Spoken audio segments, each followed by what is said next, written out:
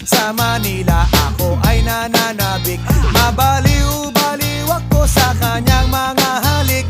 Okay lang di maiwasan na mamiss paminsan-minsan, pero pag kami nakita aking panggigigilan, di ko siya titigilan when she comes.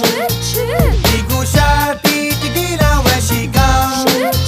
Di ko siya titigilan, di ko siya titigilan, di ko siya titigilan when she comes.